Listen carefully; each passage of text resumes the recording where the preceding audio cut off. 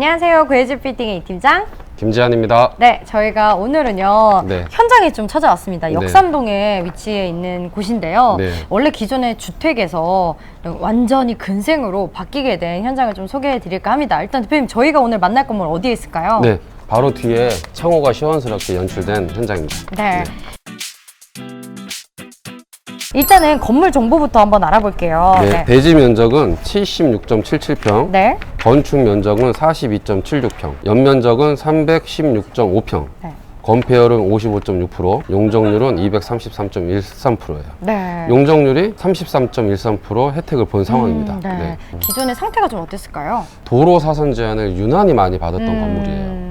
그래서 도로 사선이 디자인적으로 좀 단점으로 좀 여겨지는 상황이었던 건물입니다. 네. 기존에는 전면이 화강석, 네. 네, 측면이 드라이비트, 마감에 스타코였고요. 네. 지금은 사면을 네. 100% 사면을 다 감싸서 처음부터 이렇게 지어진 건물인 것처럼 신축인 것처럼 어필을 하자라는 게 취지거든요. 네, 지금 메인 마감재로 시공이 된 네. 롱블릭 타일을 단열재를 시공을 하고 그 위에 롱블릭 타일을 시공을 했어요. 네. 그리고 한 가지 더요. 이렇게 벽돌로도 했어요. 그리고 유리창도 크게 했는데 어쨌든 꼬질꼬질 건물이 더러우면 안 되잖아요. 네.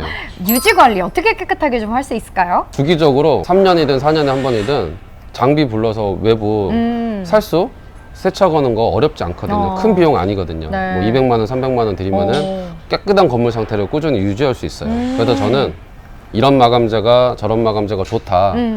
단정 짓지 않고요. 마감재는 죄가 없습니다. 네. 네, 유지 관리가 필요합니다. 네. 자, 그러면요. 저희가 이제는 좀 가까이 가서 입구부터 또 안에 내부까지 또 세밀하게 어떤 솔루션을 좀 주셨는지 한번 살펴보도록 하겠습니다. 네. 네, 저희가 이제 건물을 샅샅이 한번 좀 네. 보여드릴 건데 네. 이거는 어떤 식으로 좀 정리를 하면 항상 좋을까요? 보시다시피 넓지는 못해요. 네. 그래서 뭐 로비 역할을 할 수 있는 사이즈는 아니라서요. 벽을 페인트로 네. 좀 넓어 보이게 단순하게 좀 처리를 했습니다. 그리고 바닥재는 네. 타일로 깨끗이 교체를 했고요. 그리고 계단 난간 손잡이 역시 네. 유사한 색상으로 마무리를 했고 엘리베이터 역시 교체를 했고요. 네. 엘리베이터 교체를 하면서 약간 전면에 포인트가 될 수 있는 여기는 좀 특수하게 이렇게 예쁘게 붙여놨더니 훨씬 더 고급스러운 느낌 나는 것 같습니다. 네. 요거는 그러면 대표님 어떤 자재예요? 화강석 계열 중에 하나입니다. 천연석이고요. 아, 네. 천연석으로 이렇게 네. 한번 저희가 안에도 보여드려볼게요. 짜잔! 이렇게 아내도 굉장히 심플하고 깔끔하게 네. 좀 비싼 회사 같은 느낌이 드네요. 일반 네. 회색이 아닌 것 네. 같아요. 여건상 사이즈를 막 이렇게 키울 수 있는 상황은 아니라서요. 네. 좀 심플하게 넓게 보일 수 있는 마감으로 선택을 했습니다. 네, 좋습니다. 자, 그러면 저희가 이어서요, 여기 건물의 꽃이죠. 지하 공간을 한번 봐보도록 하겠습니다.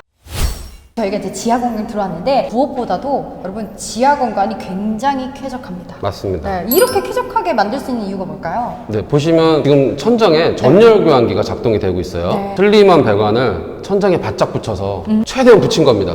최대한 붙이다 보니까 저희가 이런 모양의 닥트까지 실제로 제작을 해서 이 현장을 위해서 제작을 해서 적용을 할 수 있었던 거고요. 네. 그 와중에 또 스프링쿨러가 네. 스프링쿨러가 보이시죠? 네. 스프링쿨러, 전열 교환기, 조명 네. 이 세 가지가 천장에 지금 다 붙어 있는데 네. 천정 충고가 낮게 느껴지지 않아요. 맞아요. 저희가 최대한 붙였거든요. 이런 거 설치하는데 비용이 근데 많이 들까봐 좀 걱정하실 것 같은데. 지금 이렇게 보시는 한 개층이 네. 뭐 600만 원, 700만 원 선이에요. 여기는 세 개층인데 곱하기 3이 들진 않아요. 물량이 많이 늘어나면 금액은 더 효율적으로 나오니까 전체는 한 뭐 1000만 원 내외 남짓으로 공사를 마무리를 했습니다. 네, 와, 세 개층인데 네. 1000만 원 내지면 엄청 합리적으로 잘 네. 하셨네요. 좋습니다. 자, 그러면 저희가 다른 이제 상부층도 한번 올라가 보도록 하겠습니다. 네, 저희가 이제 네. 내부를 좀 보여드릴까 네. 합니다. 내부는 일단 보기에 바로 세입자가 들어올 수 있는 조건으로 해놓으시는 게 가장 중요하다고 저희가 누누이 말씀드리는데 그 기본 조건이 어떤 걸까요, 대표님? 네, 지금 보시면 조명 시설 해놨고 네. 천정 노출형으로 개방감 있게 했고요. 바닥도 사실 그냥 이 상태로 쓰셔도 돼요. 네. 근데 뭐 좀 아쉬움이 있으면 마감재를 붙이시거나 마감재를 까셔도 되겠죠. 이 정도를 해놓으면 그냥 웬만큼 칸막이 어느 정도 설정해 놓으시고 바로 사용들을 하시더라고요. 네. 통창이 시원하게 지금 보이시는 거 네. 느끼실 수 있을 겁니다. 대표님, 이 통창이 앞면에만 있는 게 아니라 이렇게 옆면에도 크게 한 이유가 있을까요? 우측은 네. 개방감을 두니까 측면도 잘 보이고 맞습니다. 바깥에서도 안에가 잘 보이고 네. 안에서도 이렇게 좀 시원스럽게 느껴지는 거죠. 답답하지 않게. 맞습니다. 네, 그리고 환기창호. 네. 그리고 또 과감하게 선택을 할 수 있었던 게 네. 옆에 인접 대지가 네. 거리가 있어서 이쪽 측면은 방화 유리 창호를 안 해도 되는 상황이 있어요. 그래서 비용이 많이 늘어나지 않는 상황이라서 네. 과감하게 저희가 적용을 했습니다. 그러면 만약에 건물이 가깝게 좀 있었던 경우에는 네. 방화창호로 사용을 했었어야 되는 건가요? 맞습니다. 그러면 금액이 어느 정도나 더 비싸지는 거예요? 한 2배, 3배 올라갑니다. 창호값 기준으로. 네. 화장실은 남자, 여자. 이거 네. 많이들 물어보세요. 화장실이 꼭 남자, 여자가 있어야 되냐. 뭐 필수는 아니지만요. 네. 좀 불편하시잖아요. 네. 그러니까 결국은 남자, 여자가 있는 게 중요하고요. 엘리베이터가 있고 네. 엘리베이터의 뒷공간을 화장실로 설계하기가 편해요, 보통. 그래서 저희도 이렇게 유치를 했는데 네. 남자, 여자를 둘 다 넣고 싶어요. 네. 근데 요 안에다가 세면대까지 넣게 되면 화장실 결국 이렇게 바깥으로 빠져나와요. 남녀를 둘 다 갖추려면. 그러면 내부 공간 좀 줄어들잖아요. 네. 그래서 사실 변기, 소변기는 남녀 구분이 명확히 돼야 좀 어색하지 않고 좀 쑥스럽지 않은데 네. 세면대는 공용으로 바깥으로 써도. 빼서 같이 써도 네. 이상하지 않아요. 그래서 저희가 이렇게. 공용 세면대를 바깥으로 뺐어요. 맞습니다. 바깥으로 빼서 남녀 화장실을 되게 최소한의 사이즈로 갖출 수 있었어요. 네. 그러면 저희가 이어서 또 다른 공간도 한번 가보도록 할게요. 네. 네, 자 이제 네. 최상층입니다. 어디 보면 그 톰오피스 사용하시는 분들, 이제 회장님들이나 네. 대표실 혹은 회의 임원실로 쓰기에 좋을 네. 것 같은데 일단 대표님 여기는 어떤 식으로 조금 리모델링 하게 된 걸까요? 상부층 2개 층이 네. 도로 사선 제한을 굉장히 세게 받았어요. 맞아요. 그래서 건물이 도로에서 딱 보면은 실제로는 이 건물이 5층짜리 건물인데 네. 한 3층 정도밖에 작아 안 보이는 보이는 거예요. 거예요? 2개 층을 사선 제한이 받으니까 시가에서 가려지는 거죠. 네. 그래서 저희가 건물을 커 보이게 하려고 네. 영롱 쌓기를 했어요. 오, 영롱 쌓기. 네, 그럼 영- 저희가 좀 가까이서 네, 보여드려볼까요? 영롱 쌓기 하면서 여긴 또 테라스 공간 네. 이렇게 되는 거죠? 영롱 쌓기를 하면서 네. 원래는 창호가 이렇게 있었어요. 근데 사선으로. 예, 털어내고 세우면서 네. 자연스럽게 구조적으로 테라스가 테라스가 나오는 생긴 거예요. 거네요. 네, 맞아요. 오. 어차피 건폐율하고 용적률이 막 혜택을 본 현장이라서요. 네네. 요 벽체를 이쪽으로 끌어당길 수가 없었어요. 그러느니 테라스를 두면서 테라스 좋잖아요. 너무 좋죠. 뭐 앞에가 어차피 또 주택이에요. 네.